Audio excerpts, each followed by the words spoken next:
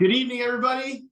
Welcome to another episode of Expert Insight, Orthofy's webinar series, where we bring on the experts in the industry, doctors, consultants, all of the minds that are leading our space and ensuring the viability and that we continue to thrive. We're always proud to put on education. It's our way of paying it forward and giving back. Most everything you're going to hear about tonight can obviously be done with Orthofy, but it does not require Orthofy. And it just obviously, we believe that it makes everything a lot easier and more successful. I am your cruise director tonight. I'm Oliver Gellis. I'm the Chief Marketing Officer. Many of you probably know me or have heard me speak. We've got a real treat tonight. We've got the man, the myth, the legend that's speaking tonight. But before I introduce our speaker, I wanted to do a couple of housekeeping things. So I'm sure that you guys are going to have tons of good questions tonight. I encourage you to type them into the Q&A section, so not the chat. If you're using Zoom all the time, you probably are using chat a lot. For this webinar, go ahead and put your questions into the Q&A section. Our team will be taking down your questions. If possible, if there's anything that they can answer right away, they'll be answering you in real time. Or if it's a question for Dr. Reynolds, we will be taking those questions down and reviewing them at the end. I'll be guiding us through all that Q&A section. So without further ado, I want to get into tonight's fabulous education. So our speaker tonight is one of my closest friends. Jamie is, one of the drivers right now in our space. He's always pushing himself and us to get better. And what I love the most about Jamie is that with everything that he has done, he's incredibly accomplished. He's a Michigan alum, did his residency at Detroit Mercy, joined a very successful practice, and took a successful practice to incredible heights, lectures, all over the country, all over the world. He is an enterprise practice entrepreneur now. Can't say enough things. And on top of all that, he and I managed to do a little ditty and write a book together. For those of you who may or may not have seen it out there, the book is called Level the Curve. Jamie and I took that project on for a few years, and we were not only thrilled to be able to pay back to the industry that has done so much for us, but the fact that it surprised the heck out of us that after a month or so of being out, it somehow was able to get Amazon bestseller status. So if you haven't read that book, please check it out. It's out there, and like I said, I am so thrilled to introduce Dr. Jamie Reynolds. Thanks, Oliver. Appreciate the over complimentary introduction, but it's always good to be helping you all out. So, Oliver and the crew had asked me to sort of do a replay of a lecture that I gave at the NEXUS this February, I think it was. And so I'm going to go through a lot of the information from that, which is pretty timeless. And then we're going to update some of the information a little bit. Let me see here. I do own some form of stock in some form of fashion for all these companies. So, be careful with what you listen to of mine. Take it all with a grain of salt.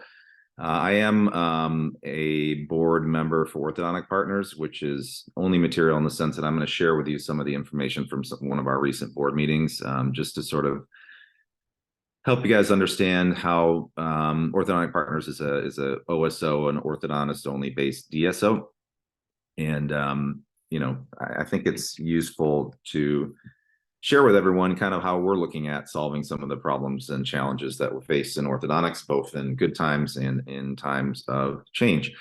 When I gave this lecture originally, we were just, I think, a week or two past the 10-year anniversary of the beginning of Orthofy, which was an idea of many of ours, and the consequence of a lot of people's work, hard work, including all the folks who are still working very hard for the company today. But it got me a little nostalgic, and so I went back and clicked through my phone. And so this is my youngest, who's about to turn 10 in a couple of weeks, who wasn't even conceived when we started Orthofy. This is my daughter, cute little cheerleader gal, who was just celebrating her second birthday. She would kill me if she knew I shared this picture. It was an Elmo birthday party for her birthday that year, and just to prove that daughters have their fathers wrapped around their little finger. I'll give you a few guesses at who is inside that Elmo costume. By the size of my shiny forehead in this webinar, you can probably guess whose head fits in that big Elmo thing. And then the iPads that I think were relatively new, and my son had drawn me a little picture with a cool new pencil we were playing around with, who's now halfway through his junior year in high school and is taller than me at the moment.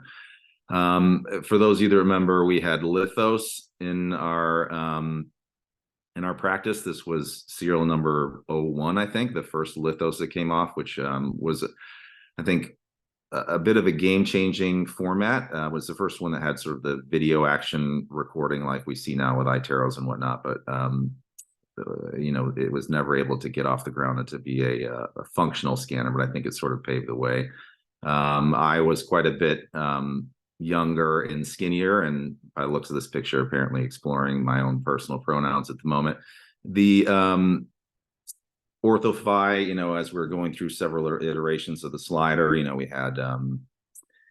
we had it in our practice and our TCs, we're working on it. Here's a glitch, there's a glitch, everywhere, glitch. And so we were, diligently working with a lot of our other founders at making the product better. And then watching that intro video before, it is just unbelievable what the team has accomplished, of which I get absolutely zero credit for.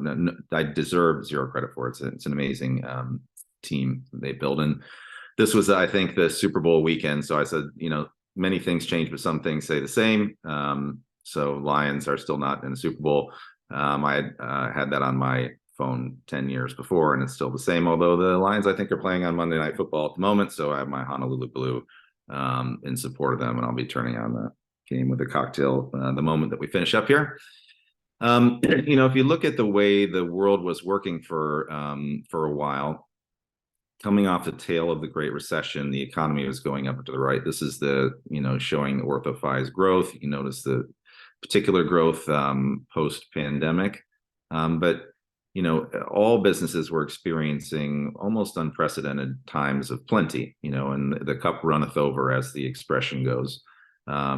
Which is great, but it sort of masks some of the things that may be needing some attention in your practice, but you have more business than what to do with, which I think was the case for most of us, and many of us, including myself, were really challenged with staffing and not only not enough people, but a lot of people who sort of left dental needing to retrain people, and wage inflation, all kinds of crazy things, COVID and whatnot. So after though, we noticed a rebound, and basically, without getting too much in the details, down and to the right. And this is through near the end of 2022.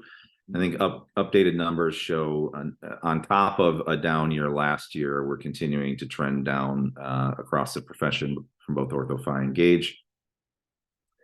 And with September and October being particularly soft. And so when things are facing headwinds, not only do you not have more water running out of your bucket than you know what to do with, it unmasks the fact that some of the water coming out the bottom of the bucket isn't what's running off of the top, it's what's leaking out the bottom. And at the very least, and we're going to talk about both some things you can do to add some water to the top. And sometimes the headwinds are blowing strong enough that, there's only so much water to go around, and you just have to make sure you can conserve every drop of it. So we're going to look at some of the most common places where it's leaking out the bottom and talk about how to prevent that. So Longfellow said, we judge ourselves by what we feel capable of doing, while others judge us by what we have already done. So it's not kind of how you view yourself in your own mind and what you think you can do. It's what you actually do and what are you executing on. I've shown this slide for a year. I think it's funny. But whoever did this, I think, had very good intentions, but it sort of matters what actually came out the door, so to speak, rather than what they intended when they were designing this van. This says Starbucks for those of you that with the door closed. And to take it a little bit deeper philosophically, Dostoevsky said, every man is not only responsible for everything he does, but also for everything everyone else does.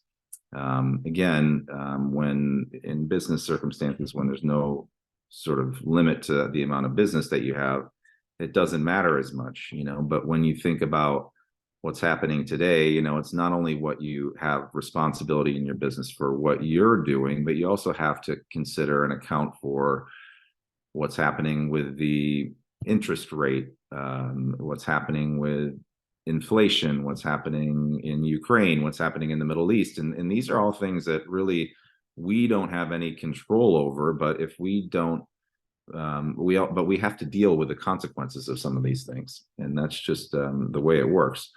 So if winds are blowing, in the wrong direction and making it a little harder to move forward, what are some things that we can do?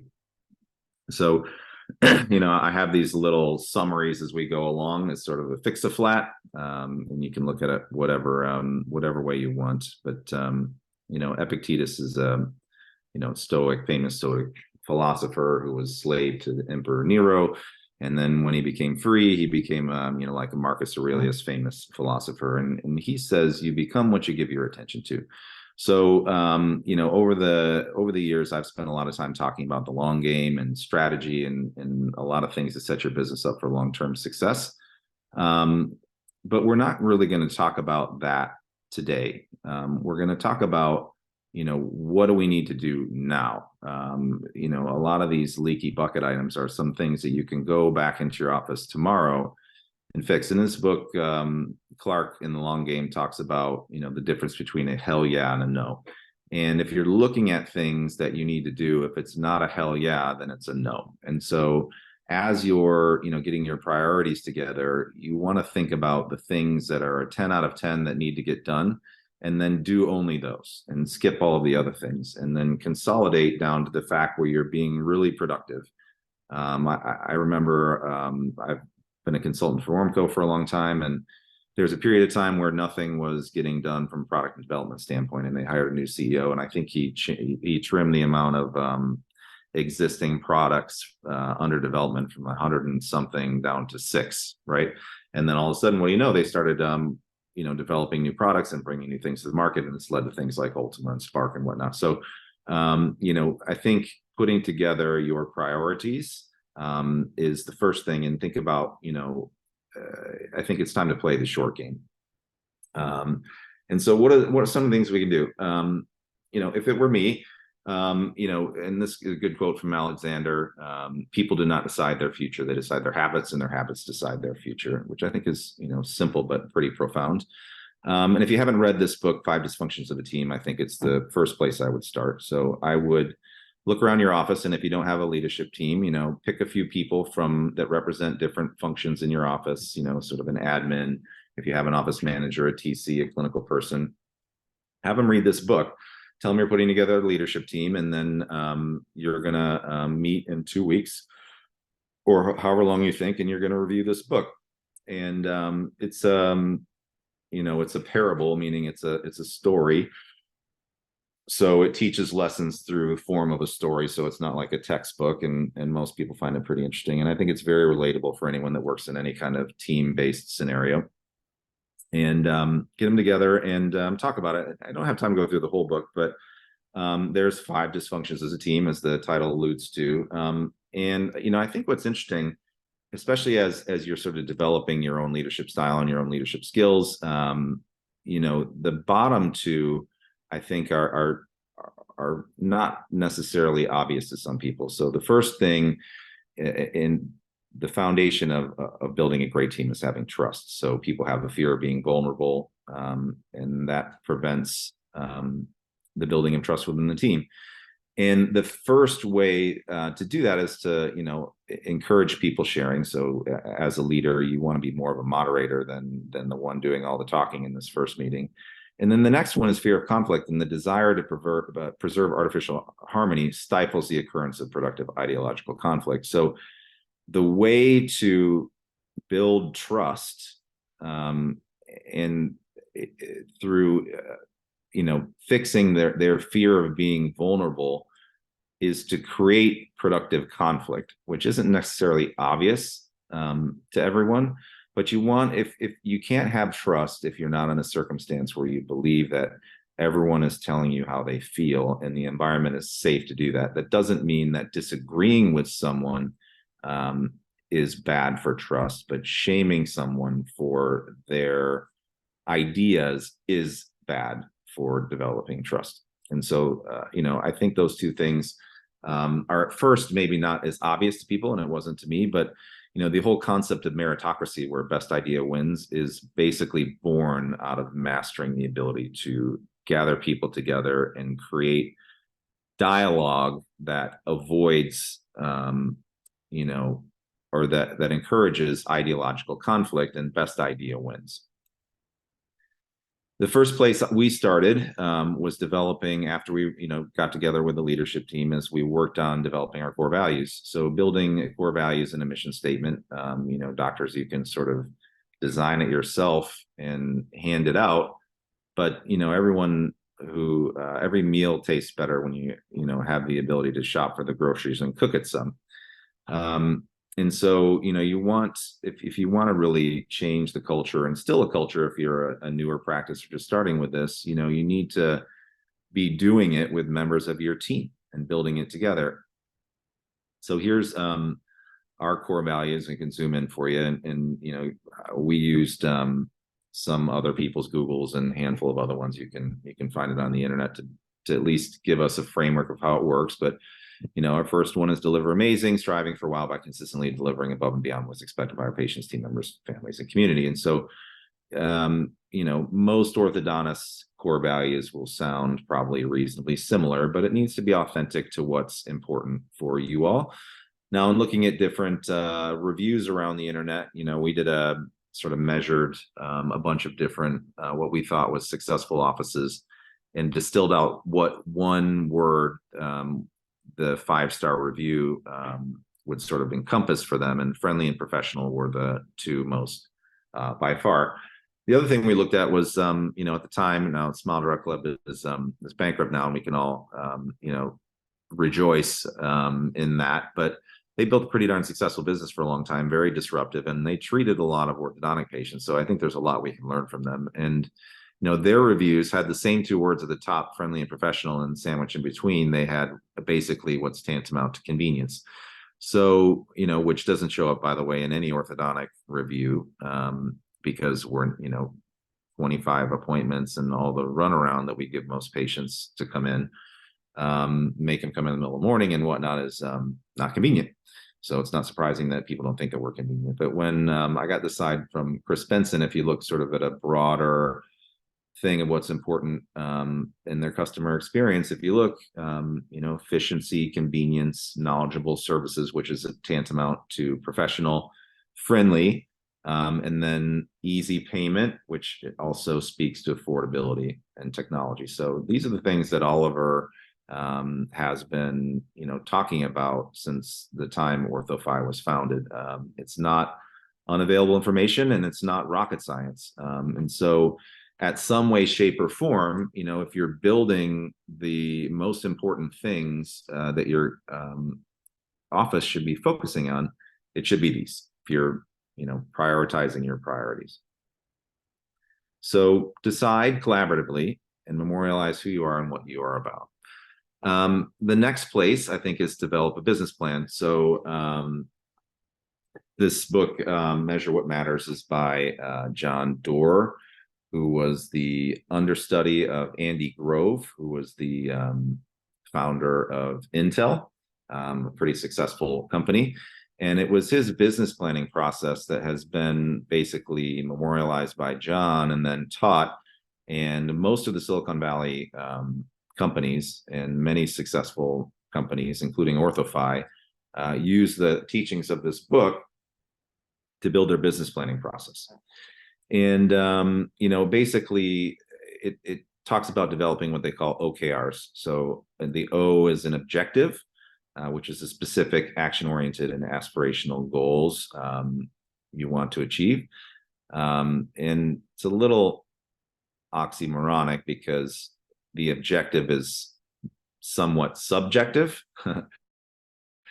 in the way that it's portrayed, which will make more sense in a moment, but it's not as measurable as the key results, which are measurable items that are very objectively measurable. And if accomplished would means that you accomplish your objective. So you want to set an objective and then put a number of key results, 3, 4, no more than 5, that mean that that are measurable, objectively measurable, that if you accomplish those, then that means that you've accomplished your objective. And so here's some of ours from one of our 2022 business plans. So be fully staffed. And so you want to have some way to measure it. And so we had an organizational chart which showed we have 50 some positions in our in Reynolds Orthodontics, and we had them detailed out for which positions, clinical, admin, TC, manager we had available, who was in which chair, and then which ones were open. So we had how many were open, which we wanted to fill those, which is objectively measurable, and then we wanted to do it by a date. Implement a $500 two-phase team referral bonus, which generates greater than 2 team referrals per month. So one of the ways that we we've had staffing challenges, as I mentioned before. So we give people $250 if they refer a friend or someone to the office that gets hired and stays for 90 days, and another $250 if they stay for 180 days. That's been helpful for us. Run weekly ads, one-time weekly posts on our social channels, and then we just mentioned what we're hiring at. So this was, build a fully staffed team was our objective, and these were the key results that we were focusing on. And then, we meet quarterly with our leadership team to both, depending on how your office works, you can either meet individually with your, the doctor and their leadership team, or have some leadership team meet individually and then the doctor meet periodically with them. So our leadership team meets every Friday, and they go through our business plan. And then they, sort of put things in red, yellow, green format. So are we on track for this one? This one is sort of a little bit delayed. This one's gotten derailed for some reason. One of the things about doing a business plan is, the one thing I can tell you about writing a business plan is that whatever it is your business plan is will not be how it actually goes. So there'll be things that come up. No one had COVID on their business plan. And so, no one probably had all this inflation and interest and crazy stuff in the Middle East as in their planning. And so you have to pivot. Things get increased and prioritized, things get decreased and prioritized, and you need to be reevaluating this and figuring out where you are, and then adjusting the plan on a monthly and quarterly basis. And that's effectively what companies do with their board meetings, is they have a plan, they follow up on it, and then they report quarterly to the board, say, all right, here's our plan. Here's what we're doing against our plan. Here's what worked. Here's what didn't work. Here's why we think it didn't work. And so the reason why bigger companies do that, corporate companies or whatever, is because it works. And their most successful companies are very disciplined about how their board reporting and their board meetings and the functionality and the skill set on their board that determine the business plan is all set together. So it only makes sense that you would try to emulate in something like that. One of the things that we should all be doing is looking at companies that do things better than we do and trying to copy as much from them as we can, so that we can make our businesses run better, because none of us have any business training of any kind. But we all run businesses, or at least most of us. So this is our daily huddle sheet. So a lot of the times we'll share some of that stuff. I can kind of zoom in there. We have goals. We're tracking our conversion percentage. Our TCs are incentivized. What's our booking window? We'll talk about that in a minute. Do we have any openings? We have people that every day, if there's a same day start, we call it a snap, start a new appointment. If somebody needs to stay for lunch, who's staying that day, so they know how to ahead of time, so they have their lunch. If anybody's at the end of the day, they know that ahead of time, so they can plan around it. How many openings do we have? How many consults do we have? How many debounds do we have? We have a retainer plan. We'll talk about that. Positions available, contests, and this changes from time to time, but you should be talking about this every morning. Communication is super important with your team. And one of the biggest ways for your team to become disconnected is both not knowing what's going on and not feeling like their opinion matters. So you want to have opportunities for them to voice their opinion. We would do exercises that we stole from Jeff Kozlowski called Stop Continues. And I wouldn't be present in any of those, and they would meet at lunch, we'd buy them lunch, and then an office manager would run 45-minute exercise that says, what should we start doing, what should we stop doing, and what should we continue doing? And you spend 15 minutes on each section. And so that gives everyone in the organization, top to bottom, to have a voice. And then they bring that to the leadership meetings, which ultimately informs the business planning. And so you have to have a way for everyone in the office to feel that they have the ability to communicate, because otherwise they just will feel marginalized at best. And that's not a way to build a healthy culture. So if you don't know where you're going, any road will take you there. You need to have a plan. You need to work your plan. I don't know if you guys can see this, but 50 to 60% phone call connection rate on average in the industry. Okay. That's not good. That means every time your phone rings, you're only answering it, the average practice, about half the time. And I can tell you that if you're not tracking this, which most people don't, and it's easy, most phone systems have some software, call it CallRail or something else, that you can plug into your phone system, which can tell you on a daily basis how your calls are being answered. And if you're not doing that, or you don't know the number off the top of your head, ours yesterday was 84%, it's probably worse than you think it is. In fact, if you're not looking at any metric, it's always worse than you think it is. And so,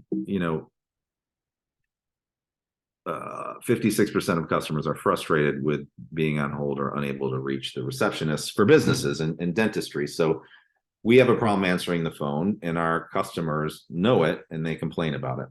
So one of the very lowest hanging fruit that I think that any person in any business, whether you're making them seem corporate or, anytime you make change with team members, sometimes they say, well, you're only doing this because you care about money, this, that, and the other. And that's a little bit trickier in the sales side of things, talking about conversion and whatnot. But I think everyone can agree that a business, if someone calls a business that they're a customer with, that business should answer the phone, right? And if you're not, I think everyone can wrap their head around that they probably should need to do that, right? And so this is one of the things that I think is very first on the list. So, this is a slide from a recent Orthodontic Partners board meeting, and these are all some of the offices. This is a longer chart now than it was, but here's us at the very top, and we were the first one to turn on this phone system, and lo and behold, 62%. And this is something, I've been talking about answering the phones for a long time, but we didn't have a way to measure it that was particularly successful. We had a very difficult time getting a phone system that worked before, around 2020. And you can see, we were not good at it also. Ran through many months where we were bad at it, especially through 21 when we were really short-staffed. But, as Epictetus says, where you're paying attention to, that's where you're going, right? So, and I can move this here, but we're up around 91%. Through last summer, we're a little bit lower in the high 80s at the moment, but this is something we're watching every single day. I get an email every single day with what our handle rate looks like. And, if you look at most of the folks in Orthodontic Partners, all start around the same, but, as you pay attention to it, have the ability to prove. And this is really meaningful for your business, probably the biggest leaky hole in your business. And, if you think about all the things you're doing from a marketing perspective, if you're only answering half the calls, you're immediately cutting your return on investment by at least a third, because they're just calling someplace else. So super, super important. The other thing you want to look at is, I've whited these out, but these are the call handling statistics by person. So you want to know not only what your overall handling is it by person? And we started to have a little, we compare, one of the things on our profit and loss statement we look at is our percentage of team on the payroll. In industry averages around 20%, and ours was creeping up around 26, 27%. Started wondering, are we overstaffed? What's going on? And we started looking, what's going on in our phones. So we had all these people answering phones, We have some people that were doing 150, 160, 170, 200 calls a week. And we have the people working the front desk and answering the phone. So it's not a phone call center type environment, which you would see even higher numbers. But if you look down here, these two folks were answering 30, some calls in the whole week, relative to people who are, the next two combined, into still the next person was doing more than them by themselves. And, so what does this mean? It means that we had two people who were making everybody else do more work. So we talked with them about it, stepping it up, and one person was working from home. And she said, I don't think I can do more than 12 calls in a week. And so we said, okay, you're a nice person, but you're basically stealing our money. We don't need you anymore. And so we reduced our call center team by 3 people now, and our phone handling has gone up. So I'm not advocating for eliminating employees, but what I am saying is that, I think it's fair to everyone that works in your business that people carry their weight. And I think it's very difficult as a busy owner to know what's going on unless you have measurements to place on these things. So to the extent in which you can measure things, you want to make sure that team members are, staying within bounds of what's fair. Otherwise, your other team members around them will know it, and that's very frustrating from a cultural standpoint. Once you answer the phone, you also have to, go through buying signals, and then for patients who are prospective versus existing customers, you need to figure out and learn how to convert them into an exam, using we use New Patient Group, which is Brian Wright's company. I don't have any financial stake in this company, but I think this is a really great training. His stuff is really smart. And I think everyone should learn some similar phone skills so that you understand, buying signal, which is, hey, do you take my insurance? No. Click, right? That doesn't mean I only want to do business with you if you take my insurance. It means I'm interested in orthodontic treatment. And one of the things I want, that's important to me is affordability. And I think insurance will help save me money, right?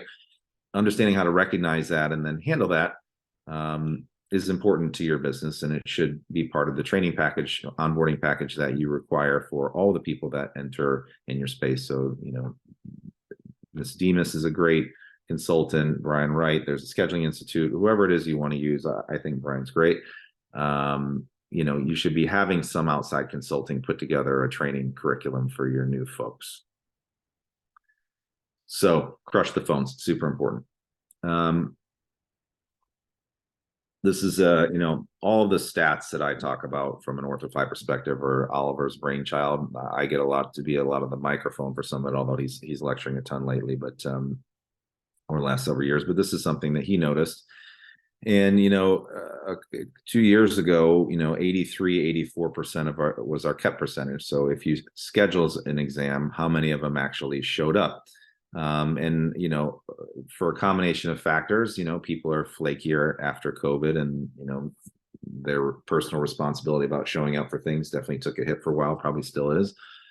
But we also had quite a bit of turnover in our team, and probably weren't doing the things necessary, both from a scripting on the new patient phone call and a confirmation call that's necessary to ensure they're coming in.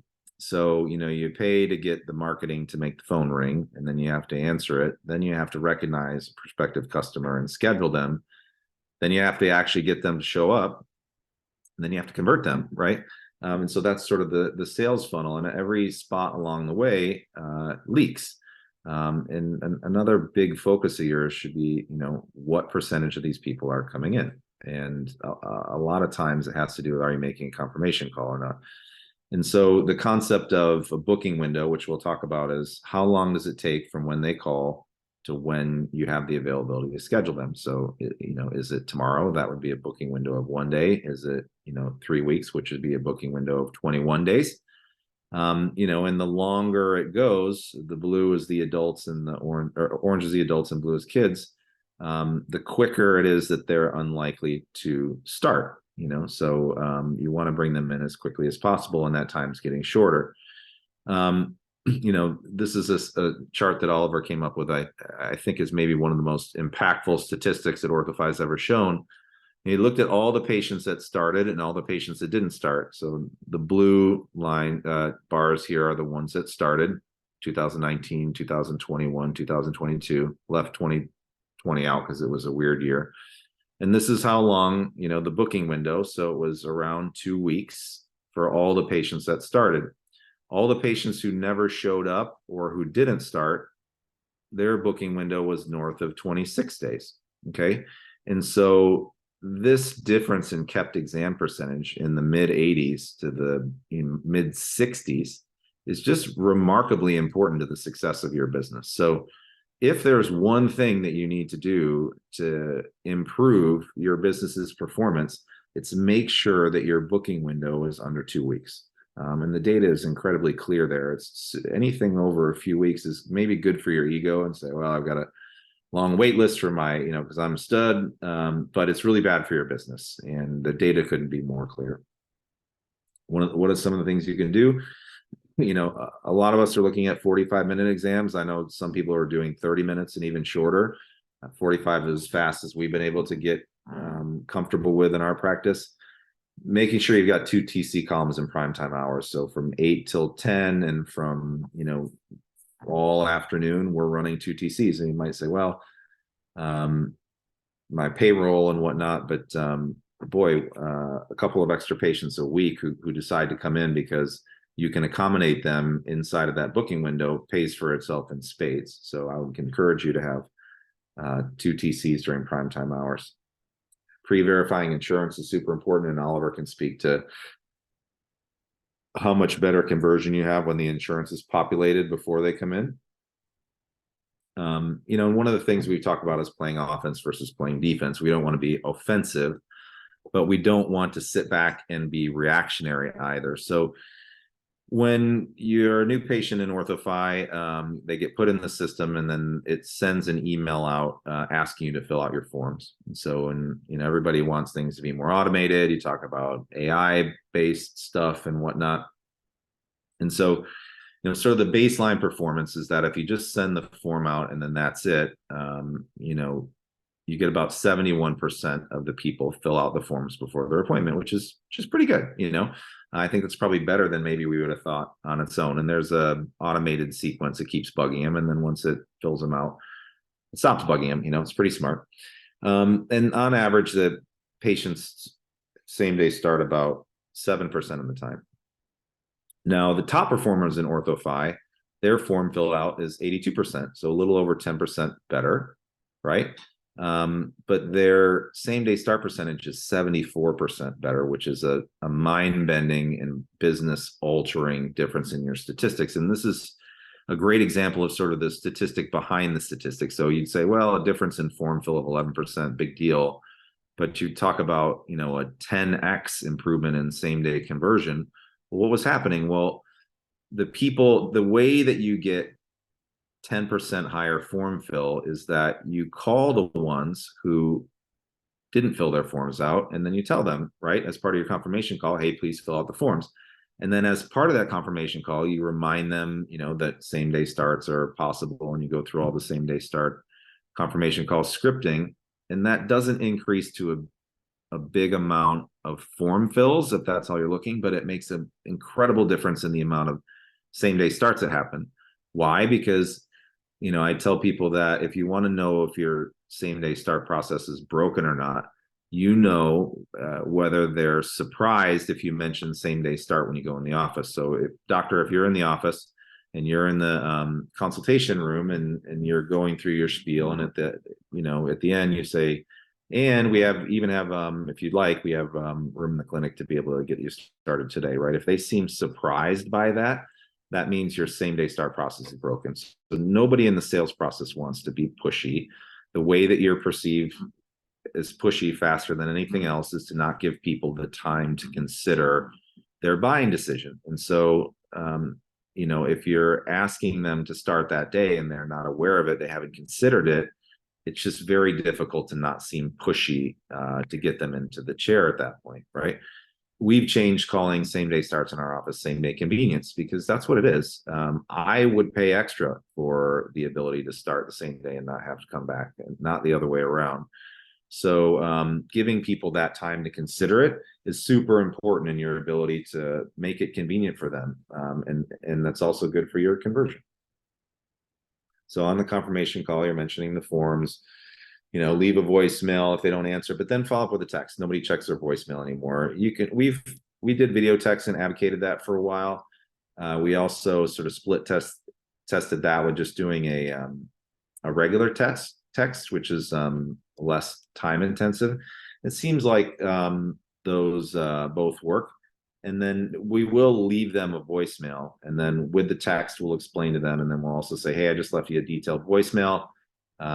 Please take a listen. It has some critical information about your appointment tomorrow. My name's blah, blah, blah. We look forward to seeing you. And so, otherwise people don't check their voicemail. Voicemails have gotten to be like the second space behind a period. Like people just stopped using them for some reason that I can't explain. Turn signals too. But I won't go on my turn signal rant. But play offense for kept exams. Okay, you just need to reach out to them. You can't sit back and just let it happen. This is a slide from our orthodontic partners again. Although Kaz and I are the co-founders of both companies, we didn't, and all of our practices orthodontic partners, the first thing they do is turn on Orthofy. We didn't mandate that. We said that, the CEO could make their own decision, but they believe, our recommendation was we do that because we think this software is super valuable. And as we partnered with a number of some of the top performing offices in the country, some of which used Orthofy, some which didn't. But every office that didn't use Orthofy, even though they're already very highly performing, improved 7% after we turned them on from a conversion perspective. So even with top performing offices, this is still, at least from what we're seeing in orthodontic partners, a really big value for using Orthofy. So we know that, to improve your conversion percentage, there's a linear and direct correlation for doing same-day starts. The more same-day starts you do, the better your conversion percentage. But it's important, and we call that TRC 0, orthodontic partners, the TRC on day 0. But you want to also manage this over time. So this is, again, a board slide, and this is our practice. We were breaking in a couple of new TCs, and our TRC 0 was a little lower than normal in the first half, we brought up for the second half. So this is what percentage of the starts are same-day starts.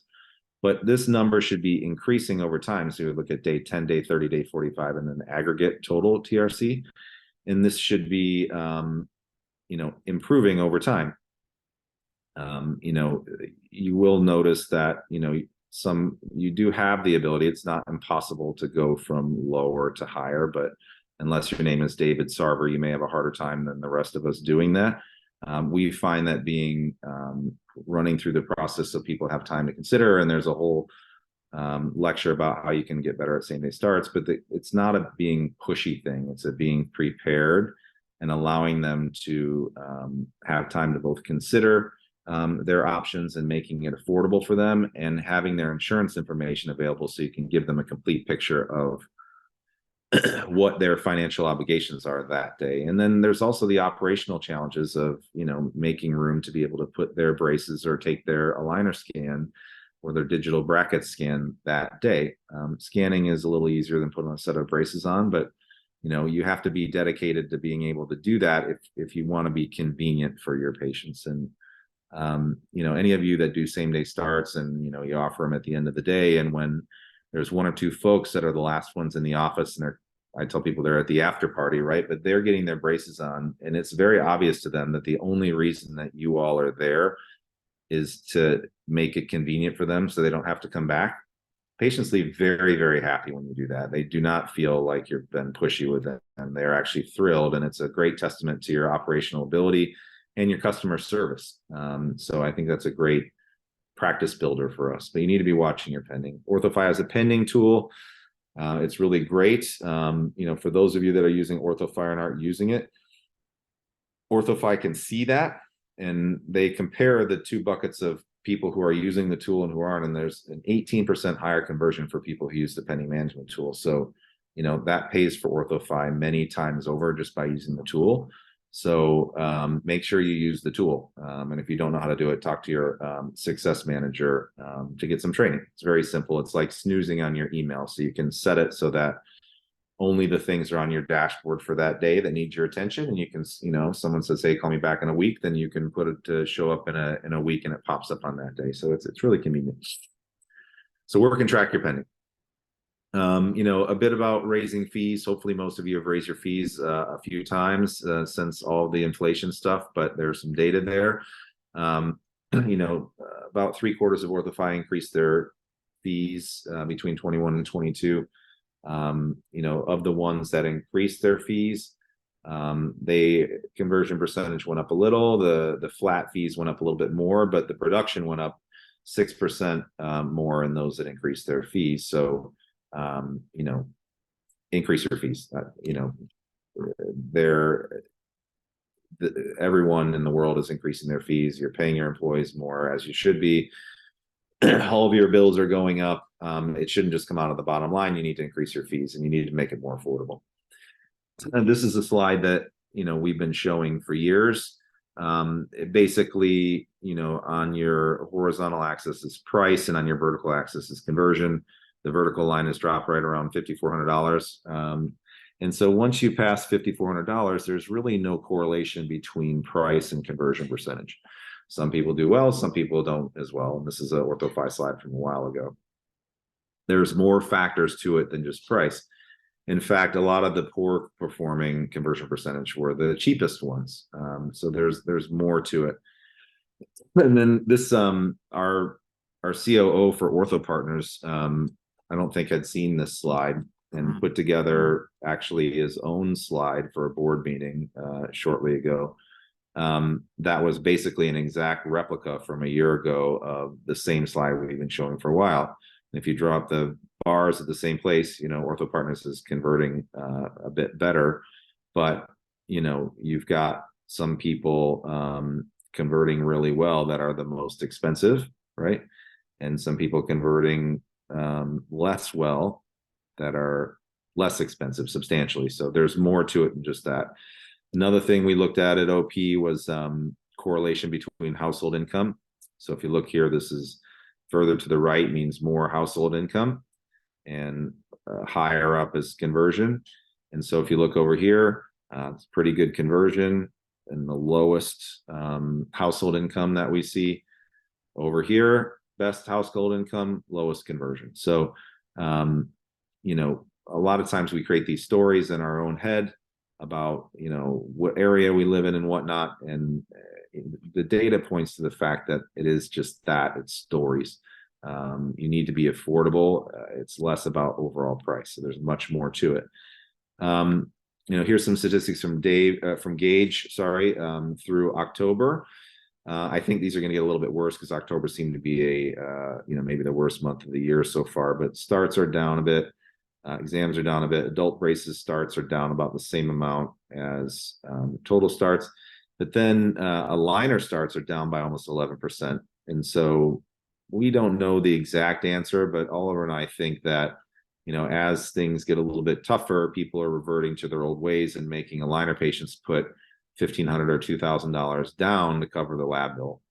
And especially with some of the aligner companies amortizing their payments over time, we just know that that's a fast way to stall production growth. Not very many people, 4 out of 10 Americans can't afford a bill of $1,000 or more. There are only 4 out of 10 can.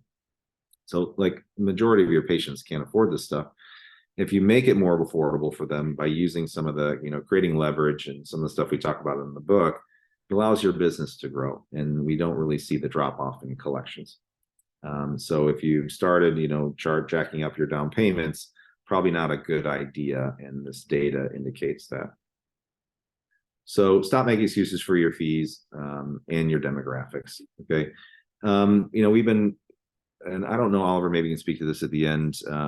But for a while, and I don't know if this is true anymore. You could turn off interest. A lot of people said, well, no one in my area will pay interest, and we'll use Orthofy, but no one will pay interest, so we want you to turn it off. And so we were flexible, and we didn't have as much data. But in comparing it, the conversion percentage for interest-bearing plans, 68%. The conversion for those folks that asked to turn it off, almost 11% lower. So, and the reason is that as you extend the plans to pick up interest, it also gets lower monthly payments and it makes it more affordable for people, so they start. So not charging interest is a bad idea. So keep it turned on. People don't mind paying. There's a subsection of people that pay interest on every single bill that they have in their life. And especially now with credit card interest in 30% north based on the rates, regardless of whether you realize it or not, a lot of people are using their credit cards to pay for your services, and they don't pay the credit card on time. And there might be people who want to come to your office who can't afford the payment that you give them, but know they're just going to let it rack up interest on their credit card and pay it off over time. They're paying 30% interest on that bill, and if you're charging them 4, 5, 6% to finance through you and increasing the amount of revenue that you generate in your practice, that's good for you and good for the patient. So charge interest. This is sort of a case study of two practices within the same practice. So there's one practice umbrella, two different locations, same doctors, different TCs. So although if you just hand the slider to a person, without saying anything to them, it sort of works similarly. TCs inject a lot of bias into the system. So I had a TC that never signed up a patient on an interest-bearing plan. And once we started looking at it, we realized it. And she didn't pay interest on anything in her life. She hated interest. And so something she was doing in her exam process was creating bias against people for picking interest-bearing plans. We had another TC in our office who, sort of paid interest on many things, and her patients were picking interest almost 20% of the time. Same practice, different TCs. So in this example, they were in a lower income area, $63,000 a year. And they thought, people can't afford to put a lot down. Their conversion percentage was around 50%, same day cash around 23%. And if you look over here, high concentration of dots to the left. So lower down payment, squishing everything to the left. Same practice where the TC was obviously allowing patients to sort of choose more freely what they want, and a much broader distribution of the dots. Okay. And if you look, lower household income, remarkably higher conversion, remarkably higher same-day cash, and lower payment length. And the difference was not in the demographics. In fact, the demographics were less favorable, but in the ability of the TC to allow them to choose what they wanted rather than what they thought they wanted. And so there's a great book, Never Split the Difference, and they talk about the difference between empathy and projection. Empathy is understanding what they want, and projecting is sending what you think they want onto them as if you're being empathetic. And it's a huge flaw in sales. So don't make assumptions on them. Don't think about how much they can or can't afford. Your job is to recommend treatment only for those that you would do for your family and not a single person other, and then help make it affordable for them by understanding them. And the price is sort of irrelevant. You just need to make it affordable for them. So keep interest turned on and quit injecting bias in the process. So retainer plans are popular. Here's what we use. We think it's a really great way to add revenue. This is sort of the flyer for ours. And then everybody at Orthodontic Partners sort of adopts a similar flyer with their logos and website on it. We have a 10-year plan. We used to do a lifetime plan. In valuing your practice, which all practice owners will need to do at some point, the bean counters have a hard time ascribing a value to an indefinite plan. So a plan with no endpoint is a little trickier to sort of understand what potential liabilities are out there than a defined amount of time plan. So we switch it to a 10-year plan. Our patients are very happy with it. We haven't done it long enough to have renewal, but I'm sure we'll have a renewal at some point, and then we can run promotions for folks that are home from college and, mine the data for college age kids and whatnot, and send, specific emails and this and that. So we have 3 different ways to participate in the retainer guarantee. RG1, what we call it, is $880, and you add it onto the fee at the beginning, and they're allowed to amortize the payment over the course. In our office, we have about half of our patients choose this. RG2 is anytime after that. And so if it's at the end of treatment, the day the braces come off, we'll let them do 4 payments for it. And then we have them sign a waiver. Terry Jean Greco gave us this idea. So when they get their braces off, they sign a waiver that they don't want retainer guarantee. So, kind of they understand they're passing up on it. And then we raise the fee $100 the day after the braces come off. So sort of an incentive to have them, take another look at it that day rather than just waiting until they lose their retainers. And that's been successful for us. So thank you, Terry, very bright guy. So add retainer plan.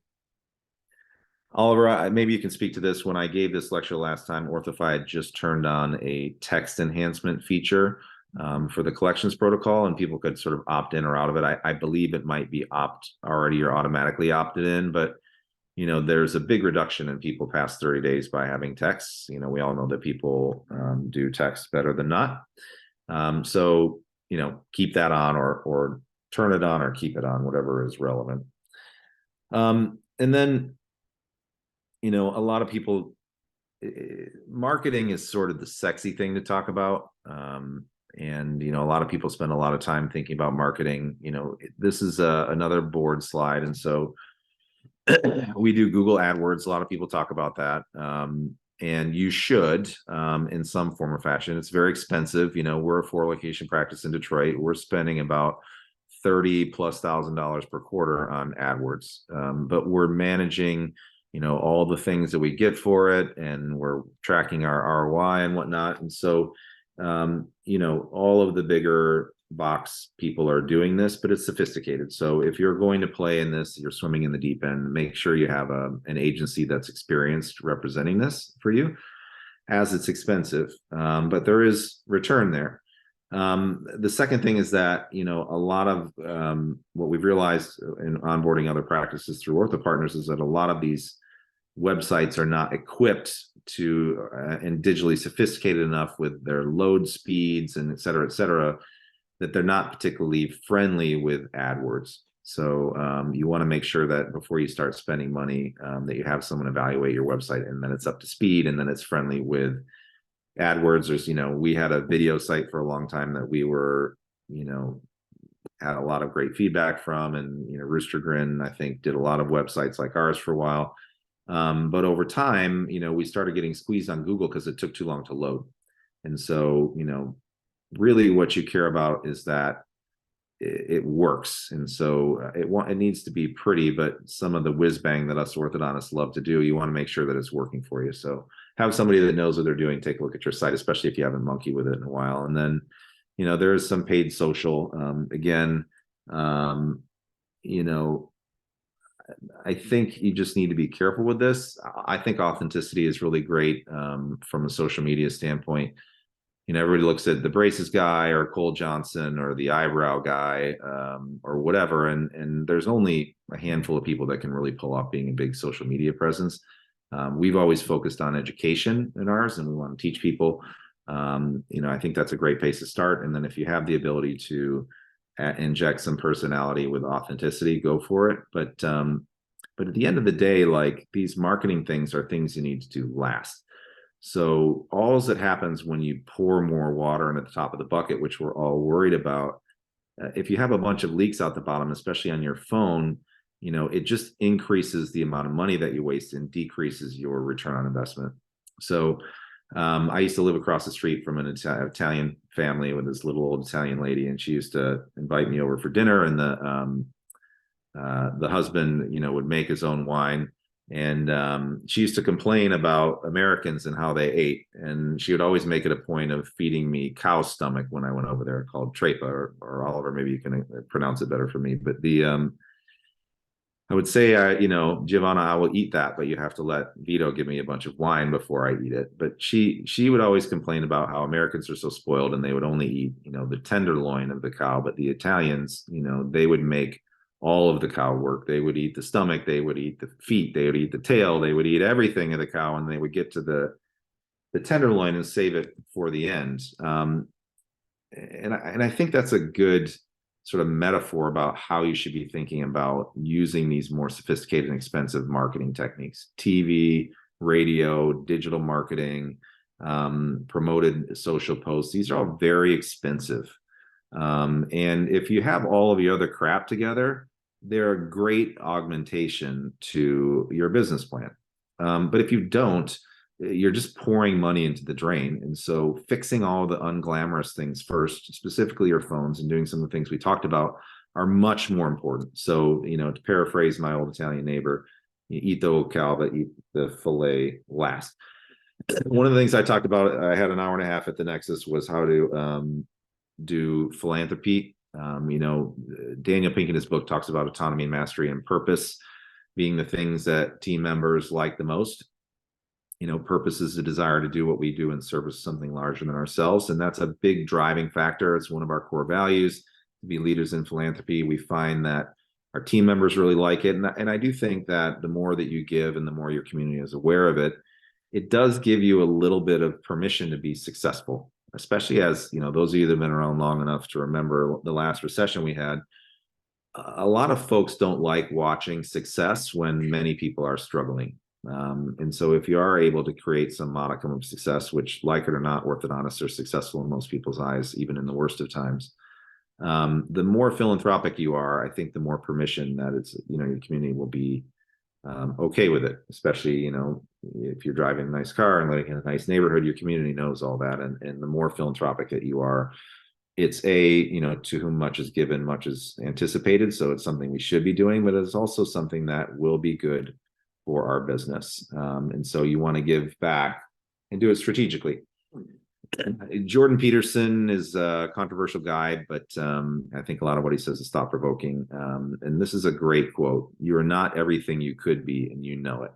And once you hear that quote, it's sort of hard not to look in the mirror and not think that. And this isn't meant to be something that should create shame. It should create something that creates perspective and motivation. All of us could be doing a little bit more. We could be scrolling a little bit less. We could be wasting less time. We could be reading a book instead of looking at some TikTok, right? And so as we think about who's to blame for this, that, and the other, I've always said temet nosce, it's, know thyself. And so looking in the mirror is probably the best place to start with most of this. Good things come to those who go out and earn it, right? And so I may be a little bit notorious for using F-bombs. Oliver, you're welcome for blinking that out, but you got to go out and get it. And I'm going to conclude here. Sorry, we're a couple minutes over. I was watching something with my kids the other day. I don't have the TikTok, but they do. And I came across this video from Nick Saban. And one of the things that I tell my kids is that, the world owes them nothing. In fact, because that they've born into a little bit of privilege, it's sort of less than nothing. And so, and if they are looking around for people to feel like anyone owes them anything, that they're going to be disappointed. And I think that, this video, as much as I'm loath as a Michigan fan to show a Nick Saban video, is sort of on point, especially now. So let's see if it plays. Okay, y'all ready for a lecture? Talk about the importance of nothing. You get up every day, you're entitled to nothing. Nobody owes you nothing. You could have talent, but if you don't have discipline and you don't execute, focus, what do you get? Nothing. If you're complacent and not paying attention to detail, what does that get you? Nothing. So nothing is acceptable but your best. So we need to be, everything is determined by what you do and you trying to be your best. So anyway, to conclude, thank you all for your attention. Oliver, I don't know if there's any questions. Otherwise, I'm going to grab a cocktail and turn on the Lions game. Hopefully they're not losing too badly at this point. At the time. I'll put a chat in the I'll chat you the update, but just a few questions. Jamie, thanks so much. Great lecture. I loved a lot of the things you talked about. bringing it all together, especially the stuff about like me being a marketing guy, of course, like I always want to spend on marketing and do exciting promotional things, but I could not agree with you more that spending on marketing before you have fixed all the holes in the bucket is senseless, and it will kill your ROI, and it will do lots of things that sort of like self-perpetuate the thing, right? You will not do as well with your marketing, then you will be convinced it doesn't work, and then you will eventually stop doing the marketing that would have done well for you had you fixed the holes. So it all kind of comes together. There were a few questions that came along and that we were keeping track of. So first one is, you sort of very casually mentioned the Smile Direct Club, which has been the boogeyman for several years at a lot of lectures and events that I've been to. You mentioned that they announced they're going bankrupt. Is that an opportunity for practices that we should be paying attention to? I was sort of scrolling through the chat here for a second. I'm sorry. Was the question is, now that Smile Direct Club is bankrupt, is there an opportunity for orthodontists? Yes, exactly. Is there an opportunity for orthodontists? I mean, I think they spent billions of dollars validating that business model is probably not a good one. So, I was telling my kids the other day, we were driving around and we were coming back from the Pistons game, and down in Detroit, there was a Subway on our way out, right? And the Subway closed, and then there was a place called Frank's Sub Shops that opened up, right? And whoever Frank was, he probably was driving by and he said, "Oh, there's a Subway here, and look, they're even, as long as I rent the space, they give me like the stands for free, and I don't have to buy some of the equipment and whatever. And this is a great deal. I should open a sub shop, right?" But Subway, a very big, sophisticated, well-capitalized organization, proved that that's a crappy place for a sub shop. So what is the likelihood that Uncle Frank is going to be able to work a sub shop any better than Subway was, right? And I think the odds are slim, and Uncle Frank's sub shop is no longer in business. So, the other thing that I've always struggled with, a lot of people in Smile Direct Club came out, everyone got afraid, and they started offering some version of Smile Direct Club in their office because they think that the only reason people come to them is low fees. I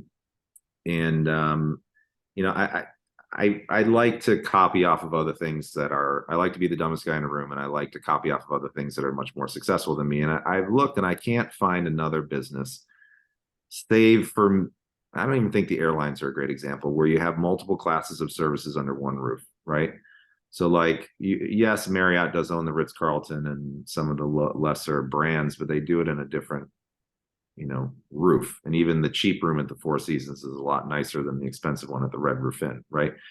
So for those of us that are framing ourselves as best in class and customer service and all these other things, I think giving people an option that is just based around price is setting yourself up for failure, because I personally don't offer limited treatment for any more than a 0.5% of my patients, because I've hopefully built a reputation of being a good clinician and good clinical quality, and no one's ever happy with limited treatment. Now, if I have an easy case that requires less treatment, then I'll charge a lower fee, but I still give them the same result. And I don't offer incomplete treatment. People say, "Well, I just want to fix this one tooth," and I tell them, "No, you don't. You want to fix that one first. But as soon as that one's fixed, and you want to fix that one, they want to fix this one, and they want to fix that one." And if you don't charge them very much, either you wind up taking them to completion and losing a bunch of money, or you leave them limited and you say, "Well, you only pay for 10 aligners, so you only get 10 aligners," and then the patient is super unhappy. So I think you need to, make your business plan, not try to be all things to all folks. And then if you're aiming for being an above average service provider, then playing in that sandbox, I think, is for somebody else, is my advice. I know it was a rambling answer, but hopefully it made sense. That's a good answer. Cool. You talked about measurement. Along with measurement, I know this about you, but do you believe in team incentives? I do. We've been advocating some sort of commission plan for, treatment coordinators for a long time. It is a sales position. A lot of people think that that's a bit slippery, but I don't know. I mean, look, doctor, you're the one in charge of recommending treatment. So your TC is not going to sell them anything that you're not recommending. And so if you're only recommending treatment that you think you would do on your family, if it was your child, and you would only do it because it's in their best interest, then it's good for the patient to follow your advice. And whether or not they should be spending their money on it based on their personal circumstance, in my mind, is their decision and not yours. So your job is to only recommend treatment for people that you would do in your own family. And so by definition, that's an integrity-based sales process. And I think that if you're doing that, then incentivizing your team members, being good salespeople is not about like selling ice to Eskimos, as the expression goes. It's about following a rigorous process, and that process takes more work than the other one, which is easier but less effective. So I don't know about you all, but if I can work harder and earn more, I'm more likely to do that than to work harder and earn the same. So I think incentives in all form and fashion are good. We always gave, bonuses to the team members when we did really well. So if we have a big month, then people would get a big bonus. I think that if your performance incentives aren't working well, they're probably designed improperly and not ineffective. If that makes sense. Yeah, and I actually have some good data around this as well, and I'll be eventually writing a blog about this. But for any of you who have been hesitant to do incentives, not only do I highly recommend it, but when you think about incentives, there's two ways to think about incentives. There's the incentive that you can give to a patient with some form of discount, which creates potentially some urgency for them to buy. And then there are incentives that you can give to your team to do all of the little things that they know are going to help them to increase their conversion rate and get better at converting patients and increasing their same-day starts.